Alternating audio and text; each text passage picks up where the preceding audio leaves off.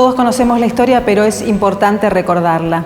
El 24 de marzo de 1976, una junta militar derrocó el gobierno de Estela Martínez de Perón y se inició una larga dictadura donde se violó sistemáticamente los derechos humanos, se asesinó a miles de argentinos y se creó una figura atroz, la del desaparecido. Vamos a compartir hoy una entrevista con Elsa Sartor, donde se rescatan los testimonios de familiares y amigos de desaparecidos y están en un libro que se llama Historias chiquitas que cuentan la historia grande. Y también hoy en Escenarios vamos a hablar de la aplicación de suero equino hiperinmuno en pacientes con COVID a 2 años de la pandemia. Esto es Escenarios.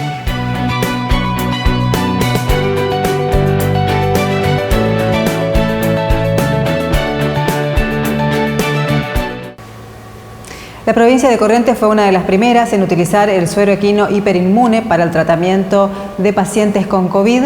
A 2 años del inicio de la pandemia vamos a dialogar con el jefe de Departamento de Laboratorio y Bioquímica del Hospital de Campaña, Diego Farisano. Muchas gracias por estar con nosotros. Gracias a usted. Bueno, ¿cómo fue el trabajo? Ahora ya hay toda una evaluación del trabajo que se vino haciendo con la aplicación de este suero equino, ¿no? Sí, así fue.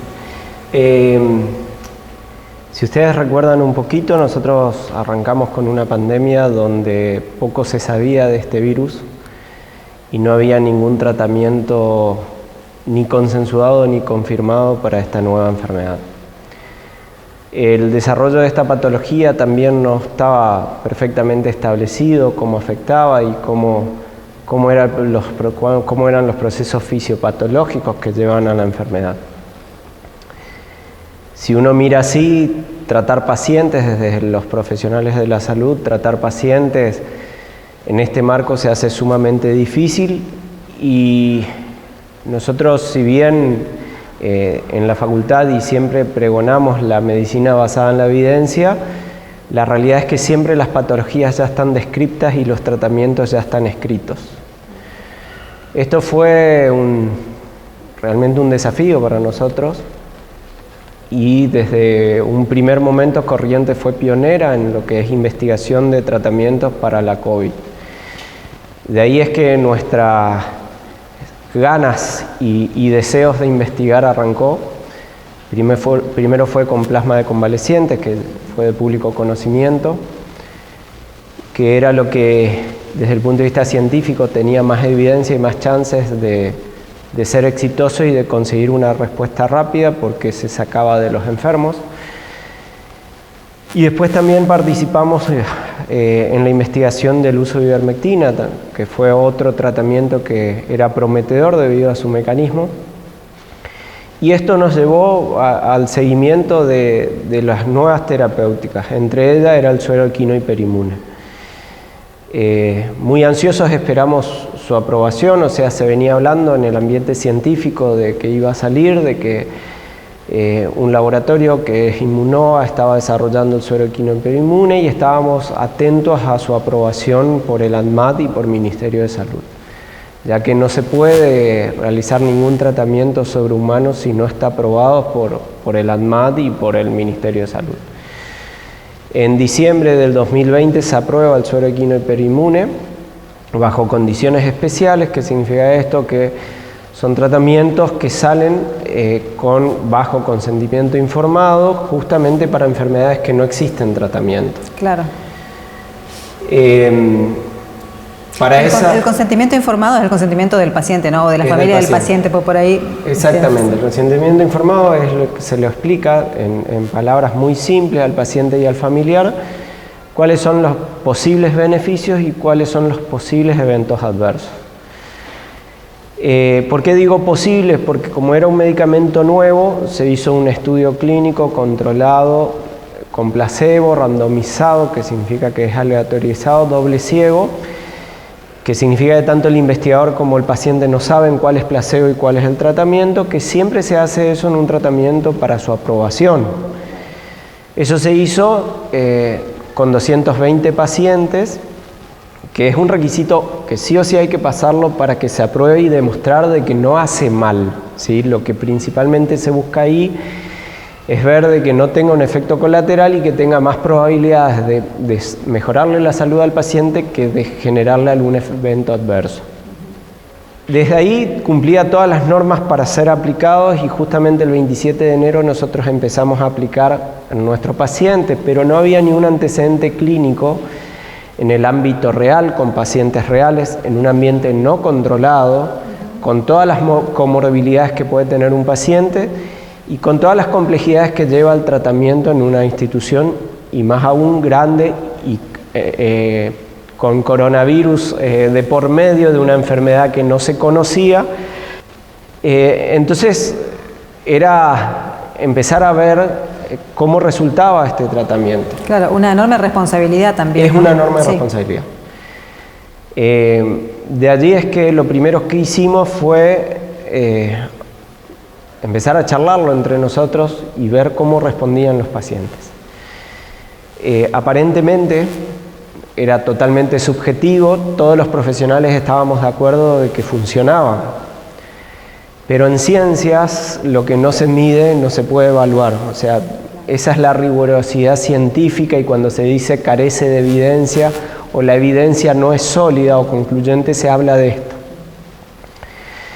Entonces con el ministerio, el campaña, nuestras estadísticas y la Dirección de Gestión de Calidad del Ministerio, decidimos hacer un análisis estadístico sin el rigor científico que requiere una investigación, pero era simplemente para ver si estábamos en el camino correcto, si ese pálpito que creíamos era el correcto, porque obviamente también lo que uno desea también influye en lo que uno quiere ver. Esto se da en ciencias y obviamente todos queríamos que funcione. Es lógico. Fuimos a los números, un análisis estadístico rápido que fue desde el primer paciente en enero hasta abril, y la estadística, este análisis estadístico nos mostró un resultado que era sumamente esperanzador, pero que no tenía el rigor científico que debía tener para decir funciona, es efectivo. Y puede ser además usado en otros lugares. Y puede ser usado en otros lugares. Las investigaciones científicas se certifican o se acreditan por pares.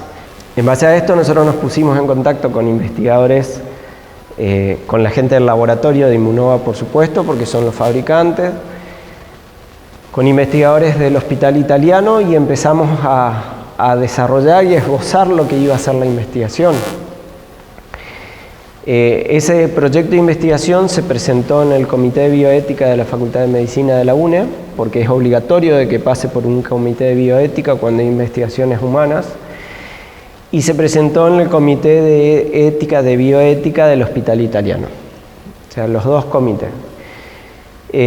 Una vez aprobado el proyecto, se empezó con el análisis retrospectivo de cohortes. ¿Qué son las cohortes? Las cohortes son grupos de pacientes de características similares que se analizan a través del tiempo, ¿sí? En un intervalo de tiempo. Nosotros analizamos 2 cohortes y no es un dato menor.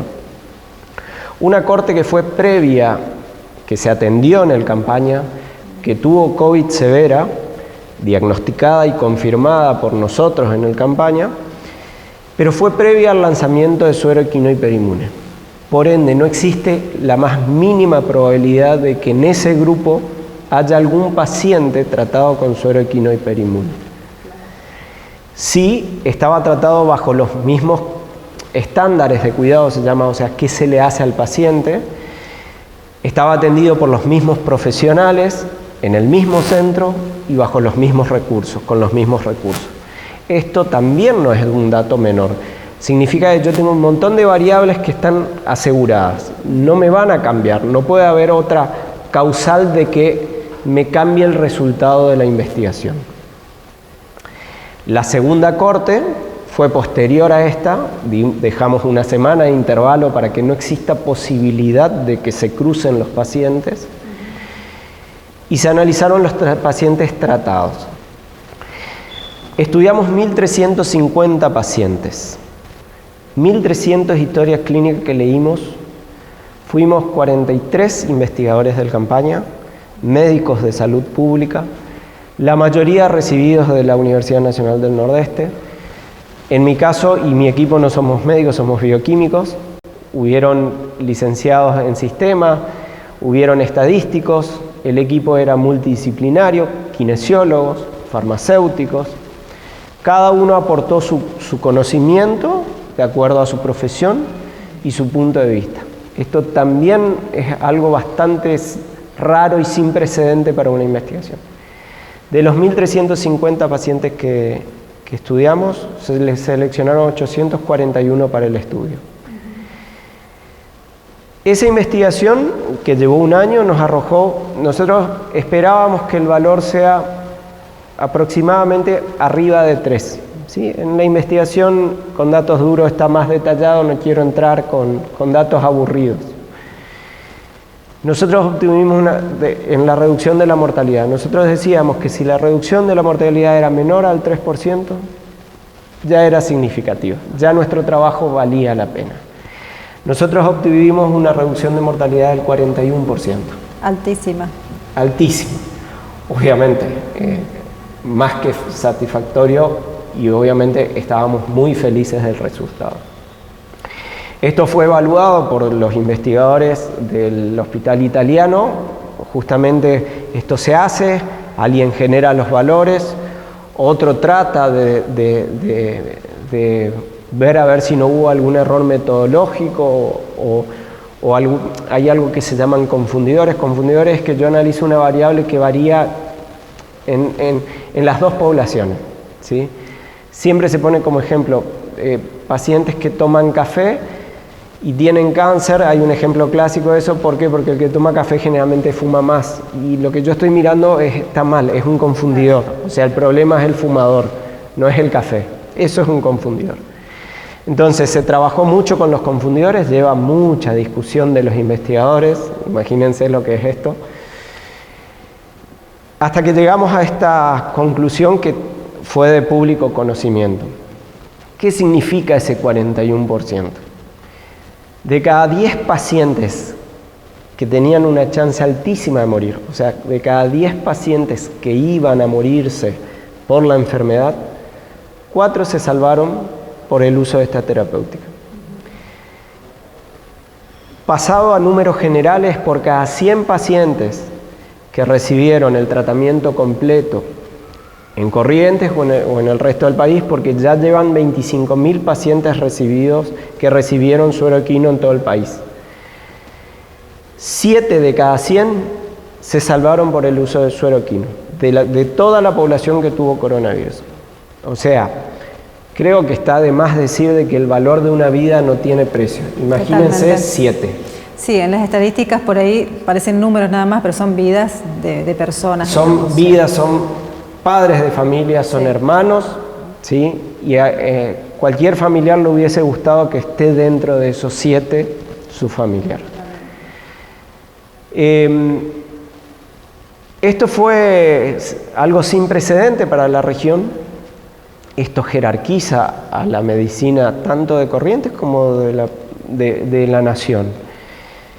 Pone en valor la ciencia y la investigación científica en general y sobre todo en ciencias médicas. Se puede hacer investigación en salud pública. No solo es atender pacientes y curar enfermedades. Corrientes demostró con las 3 investigaciones que llevó a cabo y obviamente más que probado de que ese es el camino, sobre todo para los nuevos desafíos. Claro. ¿Cómo sigue esto después de...? ¿Cómo sigue? Creo que el horizonte ahora se aclaró. Es el primer tratamiento en el cual hay un estudio de esta magnitud que confirma la eficacia sobre el coronavirus, sobre esta enfermedad. Es decir, a partir de esto, por supuesto hay que esperar las repercusiones científicas que haya, pero sin duda es un precedente. Bueno, felicitaciones por este enorme trabajo que han venido haciendo. Y aparentemente estas olas de COVID han ido bajando, así que también seguramente podrán descansar un poco mejor. Sí, gracias a Dios. Gracias a Dios, ya bajó bastante. Hay que seguir cuidándose, por supuesto. Hay en países donde todavía existen olas. Pero bueno, con el compromiso de la ciudadanía, de la población en general, y por supuesto que ya está demostrado el compromiso de salud pública y del gobierno, yo creo que no deberíamos tener mayores problemas. Bueno, muchísimas gracias por haber estado con nosotros y darnos esta clase de la aplicación del suero equinoautoinmune en pacientes con COVID en la provincia. Bueno, muchísimas gracias a ustedes. Continuamos en escenario.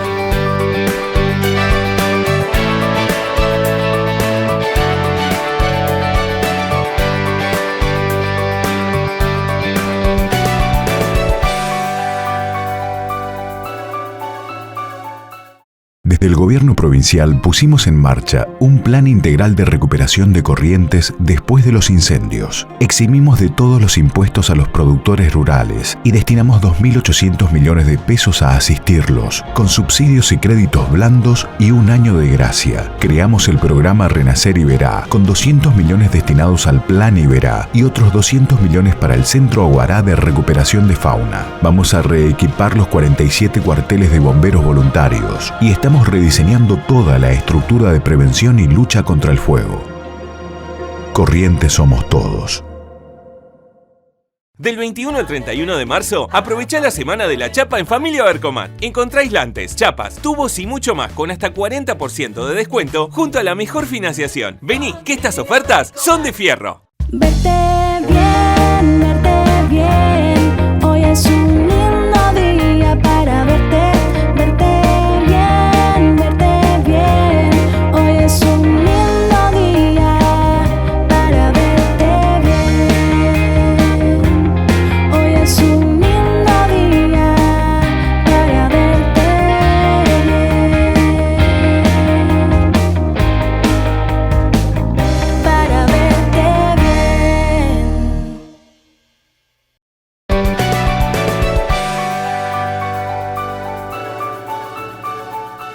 Hoy es 24 de marzo, en el Día de la Memoria, Verdad y Justicia. Vamos a compartir una entrevista que le realizamos a Elsa Sartor, de la Comisión de Derechos Humanos de la provincia de Corrientes, acerca del libro que se publicó con testimonios de amigos y familiares de detenidos desaparecidos durante la dictadura militar. Se llama Historias chiquitas que cuentan la historia grande.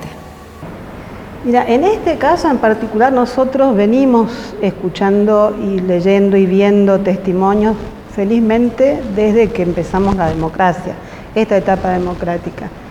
Pero estos libros en particular aportan algo que para mí es muy importante y es el ángulo de la vida de las personas, incluso por fuera de la militancia, ¿no? Ayuda a entender qué lleva a una persona a un compromiso tan profundo y a llegar, digamos, eventualmente a la situación a la que llegaron estos compañeros que son compañeros detenidos desaparecidos. Los libros cuentan a través del testimonio de familiares, de amigos, y nos van pintando una semblanza que yo digo que hay ciertos hilos conductores, digamos. Muchos de estos compañeros son artistas, músicos, muchos son músicos, muchos son artistas plásticos.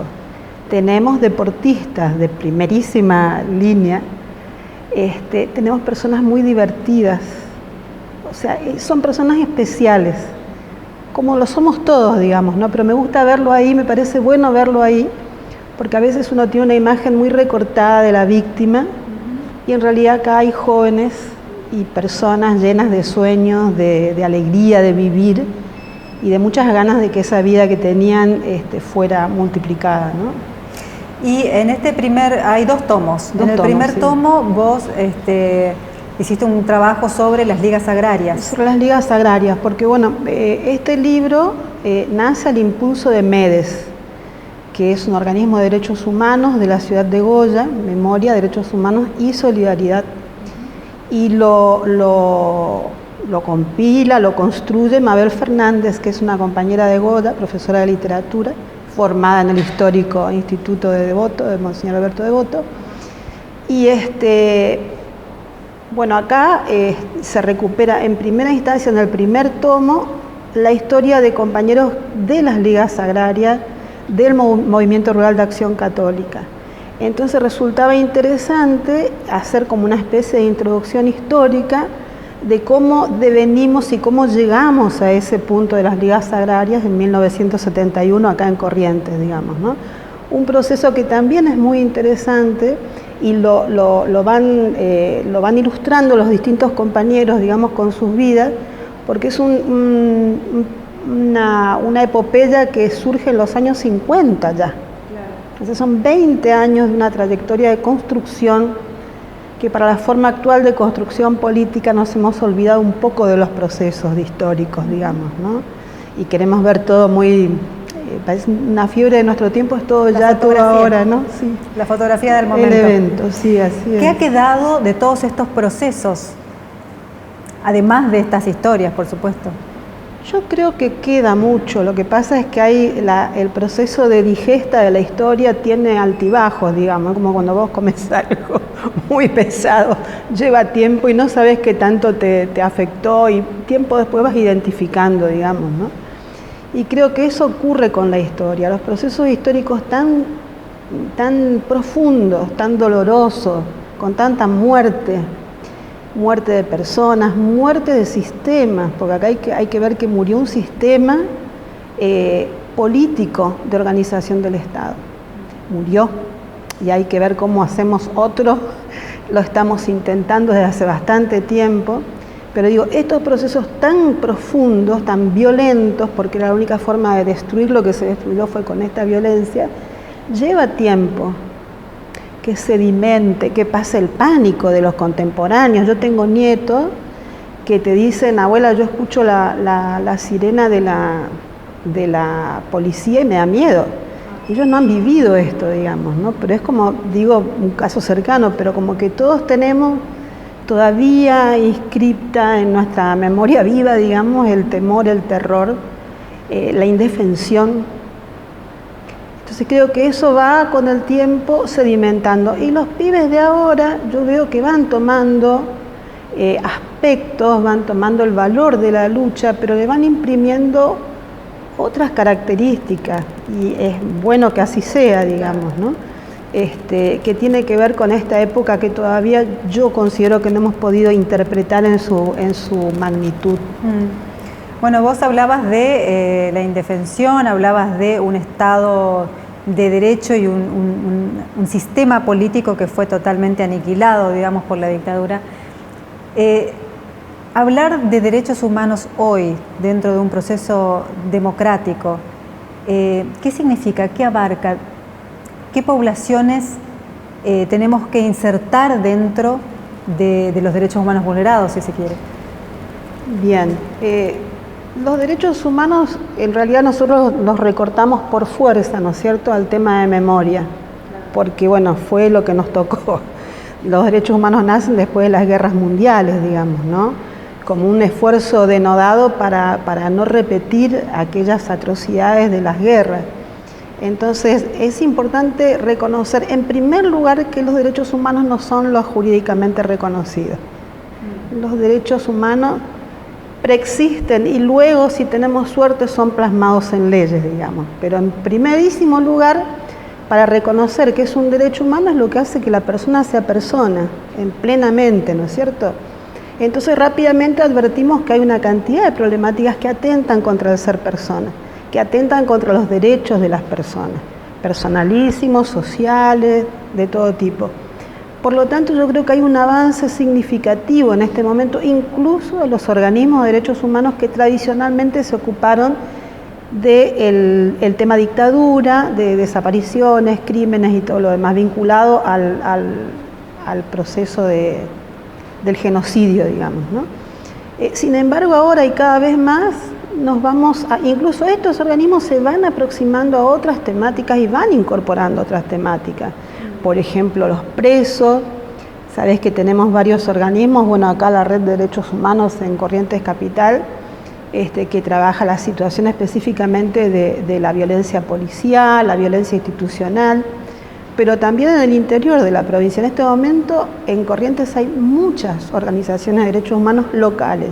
En cada pueblo hay una pequeña red, eso por una parte, es decir, aquellas organizaciones tradicionales, digamos, que nacen, bueno, al calor de la reconquista de la democracia, de la denuncia, de los juicios y demás, se siguen sosteniendo, y esto es sumamente valioso y hay que reconocerlo porque nunca han bajado los brazos y siempre hay una nueva posta que retoma, digamos, la tarea. Pero además estos organismos han empezado a incorporar otras problemáticas. Nos está faltando que otras organizaciones se vayan construyendo, llámense como se llamen, pero sí nucleamientos que defiendan, nucleamientos que promuevan derechos y que denuncien la falta de derechos, sin ser necesariamente un partido político o una agrupación partidaria. Claro, digamos, pero desde la organización civil, digamos. Claro, sí, totalmente, digo, esa es la... Claro, pero cuando se reclama además un derecho se le reclama al Estado, Al ¿no? Estado se le reclama un derecho, sí, al Claro. Estado y a los poderes que regula el Estado, digamos, ¿no? Y hablando de dictadura y de estos días que estamos conmemorando el horror, personalmente creo que uno de los grandes triunfos de la dictadura se ha dado sobre el plano de la cultura y la educación. Nosotros teníamos un sistema educativo completamente diferente al que se instala en dictadura y que seguimos teniendo hasta ahora. Completamente diferente. Por decirte, un directivo antes de la dictadura era una persona que representaba a la escuela en el ministerio. Y pedagógicamente, una pedagogía que se instaló en aquel momento, yo le llamo la pedagogía del como qué. Hacemos como que aprendemos, hacemos como que enseñamos, hacemos como que ocupamos un tiempo productivo, cuando que en realidad esto ocurre poco. Y digo, no por culpa de nadie, digo, porque se instaló de esa manera el ritual y se lo vació de contenido. Bueno, es lo mismo que sucede con nuestro sistema democrático también, ¿no? Sí, en gran parte. Sí. Y bueno, y como consecuencia después somos ciudadanos que hacemos como que elegimos, hacemos como que participamos, pero seguimos sosteniendo gestualidades y ritos, digamos, con excepciones, por supuesto. Pero me parece que ahí nos pegaron fuerte. Nos pegaron muy fuerte y creo que nos está costando mucho salir de esa impronta que nos dejó la dictadura, ¿no? Bueno, mucho para pensar, Elsa, nos dejaste. Sí, no todos tenemos mucho para pensar. Yo lo que digo es que es fácil de reconocer los derechos humanos, no son nada extraño ni difícil, al contrario. Siempre que hay un derecho, siempre que hay una condición que está impidiendo que un niño, una persona, un adulto sea plenamente feliz, sea persona completamente, ahí falta un derecho. Y ahí lo tenemos que trabajar. A mí me parece que tenemos que terminar con pedir los derechos humanos, se murió no sé quién, y bueno, ¿viste? ¿Y los derechos humanos dónde están? No, señor. Los derechos humanos somos todos y cada uno de nosotros quienes debemos promoverlos, defenderlos y denunciar cuando no se respetan.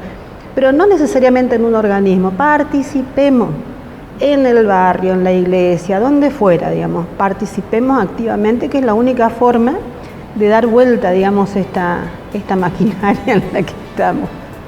Muchísimas gracias, Elsa. No, gracias a vos, de verdad, muchas gracias. Elsa Sartor en Escenarios. Continuamos.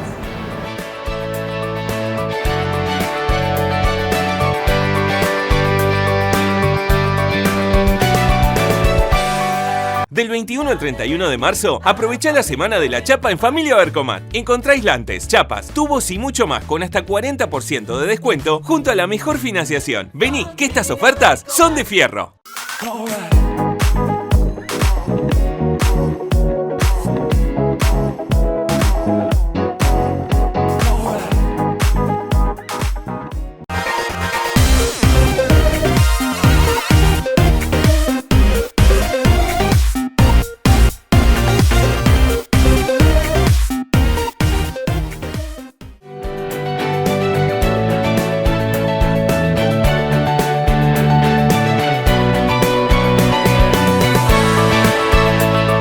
Los esperamos el próximo jueves a las 13 en Sintonía 7 de Somos Corrientes, Cablevisión, para seguir compartiendo los temas de actualidad, y te invitamos a que sigas también nuestras redes en Facebook, Instagram y nuestro canal de YouTube como Escenarios TV para conocer y compartir nuestros contenidos.